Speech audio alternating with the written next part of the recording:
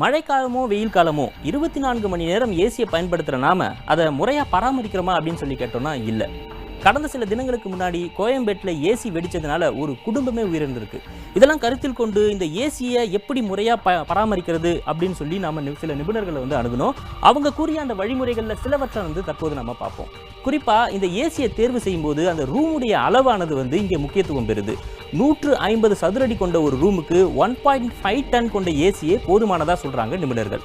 மேலும் ரூமோட அளவு பெருசாக இருக்குது அப்படின்னு சொன்னோம்னா ஒரு 3 டன் அளவுக்கு ஏசியை பொருத்திக்கோங்க அப்படின்னு நிபுணர்கள் சொல்கிறாங்க. மேலும் இந்த ஏசியில் இருக்கக்கூடிய முக்கியமான பாகங்களான அந்த ஃபியூஸும் ட்ரிப்பரும் அதை தேர்ந்தெடுக்கிறது ரொம்ப முக்கியமானதுன்னு சொல்கிறாங்க. 1.5 டன் ஏசிக்கு 20 ஆம்ப்ஸ் கொண்ட ஃபியூஸ் போதுமானதாகவும், அதே மாதிரி 1.5 டன் ஏசிக்கு 20 ஆம்ப்ஸ் கொண்ட ட்ரிப்பரும் தேவை அப்படின்னு சொல்லி நிபுணர்களுடைய கருத்தாக அது அமையுது. மேலும் இந்த ஏசியை போட்டுக்கிட்டே நம்ம இந்த பாடி ஸ்ப்ரே அடிக்கிறது, ரூம் ஸ்ப்ரே பண்ணுறது இதெல்லாம் தவிர்க்கணும்னு சொல்கிறாங்க. இதில் இருக்கக்கூடிய அந்த கெமிக்கல்ஸ் ஏசியோட காயில சென்றடைந்து அதை பழுதாக்கிறதுக்கான வாய்ப்புகளும் இருக்கிறதா சொல்கிறாங்க நிபுணர்கள். இந்த குழந்தைகள் கிட்ட இந்த ரிமோட்டெல்லாம் ஏசியோட ரிமோட்லாம் கொடுக்கறதுனால என்ன ஆகுதுன்னு பார்த்தீங்கன்னா, அவங்க ஆஃப் பண்ணுறதும் ஆன் பண்ணுறதும் தொடர்ந்து செய்கிறதுனால இந்த ஏசி பழுதாகி அது வெடிக்கிறதுக்கான சம்பவங்களும் நடக்கிறதா சொல்கிறாங்க நிபுணர்கள். இதை ஒரு எச்சரிக்கையாக எடுத்துக்கணும் நாம். மேலும் இந்த ஏசி போயிட்டே இருக்கும்போது ஃபேன் போடுற பழக்கம் பல பேருக்கு இருக்கும். அப்போ தான் குளுமை அதிகமாக கிடைக்கும்னு நினைக்கிறாங்க. ஆனால் அதை தவிர்க்கணும்னு சொல்கிறாங்க நிபுணர்கள். இந்த ஃபேன் போடுறதுனால இந்த ஏசி அதிகமாக வேலை செஞ்சு அது சூடாகிறதாகவும் சொல்கிறாங்க.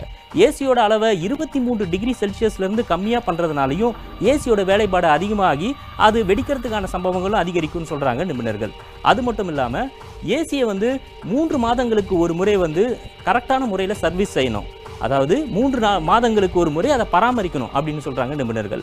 இதே ஸ்பிளிட் ஏசியாக இருந்ததுன்னா 15 நாட்களுக்கு ஒரு முறை அந்த ஃபில்டரை எடுத்து சுத்தம் பண்ணணும் அப்படின்னு சொல்கிறாங்க நிபுணர்கள். நிபுணர்கள் கூறிய இந்த வழிமுறைகளை பின்பற்றி ஏசி விபத்துகளை தவிர்ப்போம். நன்றி.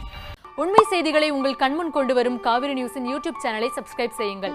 நொடிக்கு நொடி நாட்டு நடப்புகளை தெரிந்து கொள்ள kaverinews.tv, Facebook, Instagram, Twitter போன்ற சமூக வலைதள பக்கங்களோடு எப்போதும் இணைந்திருங்கள்.